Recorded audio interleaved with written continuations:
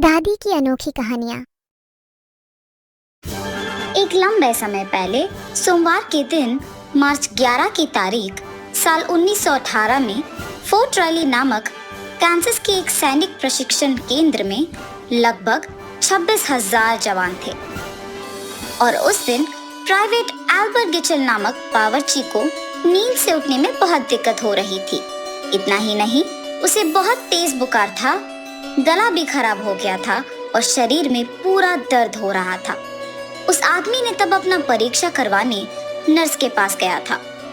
वास्तव में उसका शरीर बुखार से जल रहा था और उसका तापमान 103 डिग्री का था। गिचल के बाद कार्बोरल ली ड्रेक नामक एक और इंसान भी उसी लक्षणों के साथ नर्स के पास जाता है। उनके बाद सर्जेंट अडोल्फ हर्बी भी उसी सूची में शामिल होते हैं और वो सूची बढ़ता गया। लेकिन इसके बावजूद बीमार सैनिकों ने यूरोप की युद्ध मैदान की ओर आगे बढ़ा। इससे पहले कि आपको ये बात समझाए कि इस रोग के कारण किस हद तक तबाही हुई, हम ये बात करते हैं कि इसे कांसास फ्लू के बजाय स्पेनिश फ्लू क्यों कहते हैं। वैसे तो कई शोधकर्ताओं ने बहुत सालों तक इस फ्लू की उत्पत्ति जानने पर शोध किया। 1916 से करीब 1917 तक कई सैनिक फ्रांस के अस्पताल के शिविर से गुजर कर गए। वहां के विकृति विज्ञान के अनुसार एक फ्लू जैसी जानलेवा रोग की सूचना दी गई थी। एक और सिद्धांत का सुझाव था कि ये फ्लू उस शिविर के पास स्थापित खेत में मौजूद मुर्गियों से सुअरों को फैला और उनसे मनुष्यों को। कुछ और लोगों का मानना था कि इस फ्लू की उत्पत्ति ऑस्ट्रिया में या चाइना में या पूर्व एशिया में या फिर अमेरिका में हुई है। ये फ्लू यूरोप में आयात किया गया था कि वही उत्पन्न हुआ। इस बात का चर्चा अब भी जारी है। इस फ्लू को स्पेनिश फ्लू बुलाने का कारण सिर्फ ये था कि युद्ध के समय में स्पेन का समाचार माध्यम ने उनके अखबारों में यही छापा था कि स्पेन युद्ध की तटस्थ देश बाकी देशों की तुलना में इस फ्लू के कारण सबसे ज्यादा पीड़ित है और ऐसे सभी उस फ्लू को उसी नाम से जानने लगे। ये फ्लू इतनी तेजी से बढ़ा कि दुनिया की आबादी में 27% यानी करीब 1.8 से 1.9 बिलियन के लोग तक प्रभावित हुए। और कहा जाता है कि इस फ्लू के कारण हुए मौतों की संख्या कम से कम 50 मिलियन से करीब 100 मिलियन तक का था। आश्चर्य की बात तो ये है कि पहले विश्व युद्ध में इससे कम मौत हुए थे। इस फ्लू के कारण अमेरिका में करीब 5 लाख मर गए थे और 20 से 40 की उम्र के लोग पर इसका ज्यादा प्रभाव पड़ा। मतलब 1917 में अमेरिका की औसत जीवन प्रत्याशा 51 साल था, मगर 1918 में 39 साल तक गिर गया। इस फ्लू से युवकों के अधिक प्रभावित होने का कारण ये था कि कुछ दशक पहले इस फ्लू के जैसे ही एक महामारी उत्पन्न हुई थी। यही वजह है कि बूढ़े लोगों में इस फ्लू के प्रति प्रतिरोधक क्षमता विकसित हुई थी और क्योंकि युवा पीढ़ी का जन्म इस सब के बाद हुआ था, वो आसानी से प्रभावित हो गए। इस स्पेनिश फ्लू के कारण तबाही दुनिया भर में मची थी। इंडिया में 17 मिलियन लोगों की मौत हुई, डच ईस्ट इंडीज में 15 लाख, जापान में 3,90,000, ग्रेट ब्रिटेन में 2,50,000, फ्रांस में 4 लाख और ईरान में 9,02,400 से 24,31,000 लोग तक की मौत हुई थी। कुछ छोटे विश्व समुदाय मौत के मामले में सबसे ज्यादा प्रभावित हुए क्योंकि उनके घर एक दूसरे के बहुत करीब थे। जैसे जर्मन समोआ, 90% आबादी स्पेनिश फ्लू से प्रभावित हुए थे। उनमें से 30% पुरुषों की, 22% औरतों की और 10% बच्चों की मृत्यु हुई। जब एक तरफ विश्व के कई देश स्पेनिश फ्लू से अधिक प्रभावित हुए, दूसरी तरफ कुछ ऐसे भी थे जिन पर कोई प्रभाव नहीं हुआ। ये इसलिए हुआ क्योंकि वो दूर दराज के द्वीप थे, जैसे फिजी के लाओ और यासावा द्वीप और ब्राजील के माराजो द्वीप। अलास्का के कुछ भाग भी इस महामारी से बच गए थे। अब तक तो आप समझ चुके होंगे कि स्पेनिश फ्लू के कारण दुनिया के चारों ओर कितने देश गंभीर रूप से प्रभावित हुए और ये भी कि कितने लोग की मौत हुई।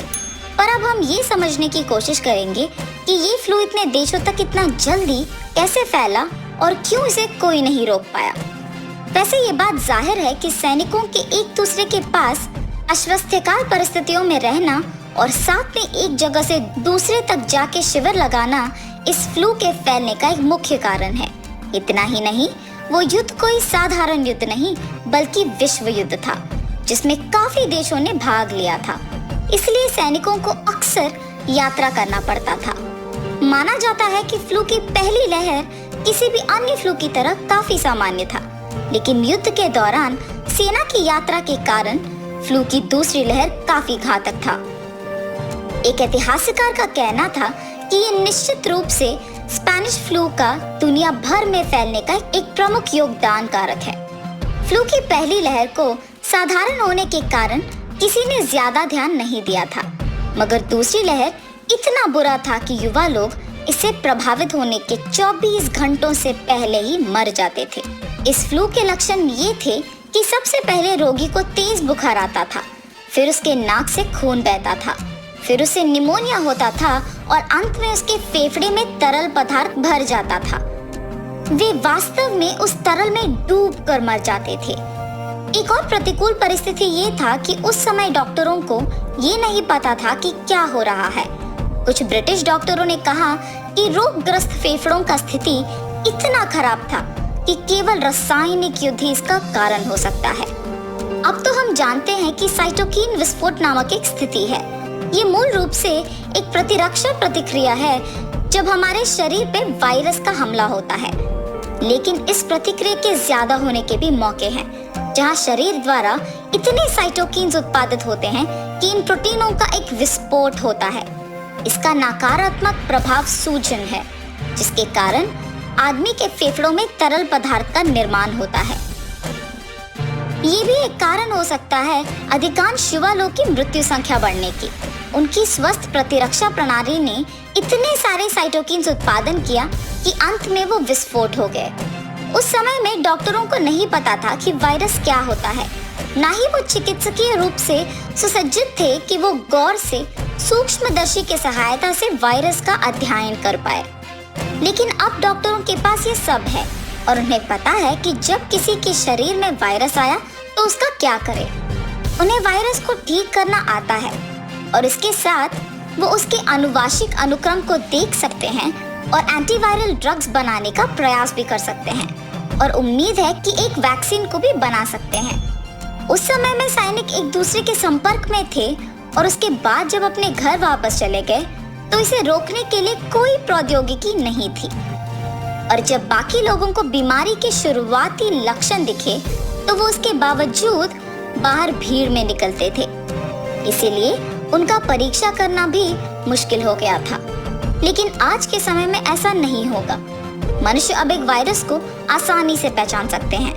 अब संपर्क ट्रेसिंग नामक कुछ है, जिसका मतलब है कि प्राधिकरण ये देखेंगे कि कौन रोगी के करीब थे और किन से उनका संपर्क हुआ था, और फिर उन लोगों का भी सेहत जांच किया जाएगा, ये देखने कि उनको बीमारी फैला है कि नहीं। स्वास्थ्य कर्मी अब सुरक्षात्मक उपकरण पहनते हैं और जनता को इस बात की जानकारी है कि बीमारी से दूर रहने के लिए उन्हें क्या करना है। पर उन दिनों में ऐसा मुमकिन ही नहीं था कि लोग घर पे रहे या घर से काम करने का विकल्प चुन सके।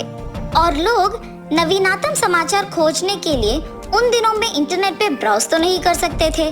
स्पेनिश फ्लू के समय में अमेरिका, जर्मनी, फ्रांस जैसे देश घातक बीमारी की प्रसार नहीं कर रहे थे क्योंकि वो युद्ध के प्रयास के लिए अच्छा नहीं था। युद्ध के दौरान ब्रिटेन के मुख्य चिकित्सा अधिकारी सर आर्थर नसेल को अच्छी तरह से पता था कि लॉकडाउन ही इस बीमारी को फैलने से रोक पाएगा, लेकिन युद्ध के प्रयास के कारण ये संभव नहीं था। अनुसंधान ये कहता है कि उन्होंने कहा था कि सैनिकों को युद्ध जारी रखना ही श्रेष्ठ है और इसके लिए हम ब्रिटेन को कोई दोष नहीं मान सकते हैं। दूसरे देशों में लॉकडाउन नहीं लगा पाए, मगर इसका मतलब ये नहीं था कि उन्होंने व्यस्त जगहों को बंद नहीं किया। अमेरिका में कई दुकान बंद किए गए थे। कुछ जगहों में आम लोगों को इन्फ्लुएंजा की जानकारी देने के लिए उनके दरवाजों पे कागज चिपकाए गए थे। जापान और ऑस्ट्रेलिया में लोगों को सड़कों पे फेस मास्क के साथ तस्वीर खिंचवाई गई थी। लेकिन अमेरिका में नर्सों की भारी कमी थी और संक्रमित रोगियों का देखभाल करने के लिए नर्सों की आवश्यकता थी, क्योंकि तब बीमारी का इलाज भी नहीं था, सैनिकों को स्नान की जगह, आराम के लिए बिस्तर, विस्की और एस्पिरिन, खांसी का औषध और गर्म पानी दिया गया था। बीमार सैनिकों की मदद करने 9,000 नर्सों को भेजा गया था और उनसे भी अधिक अमेरिका के सैन्य शिविरों में भेजे गए थे। मगर वो काफी नहीं थे, क्योंकि युद्ध से ज्यादा फ्लू के वजह से बहुत सैनिकों की मौत हो गई थी। स्पेनिश फ्लू का ज्यादा फैलने के कारण ये भी है कि कई नर्सों को मदद करने से इनकार कर दिया था, इस वजह से कि वो या तो काले नर्स हैं या फिर छोटे संस्थानों से पढ़ के आए। 1918 में धीरे रोगियों का संख्या कम होने लगा और सभी समझे कि महामारी खत्म हो गया। ऐसा एक सिद्धांत है कि चिकित्सा विशेषज्ञ इससे निपटने में बेहतर बन गए और सिद्धांतों का कहना है कि बीमारी का तनाव कम होने लगा। लेकिन वो 1919 के मध्य में था जब स्पेनिश फ्लू के महामारी को आधिकारिक तौर पे खत्म माना गया था। स्पेनिश फ्लू के बाद और भी महामारी आए थे, लेकिन उसकी तुलना में कुछ भी नहीं था। स्पेनिश फ्लू को भूली हुई महामारी कहा जाता है। आप में से कई लोगों को अब तक शायद इसका जानकारी भी नहीं होगा।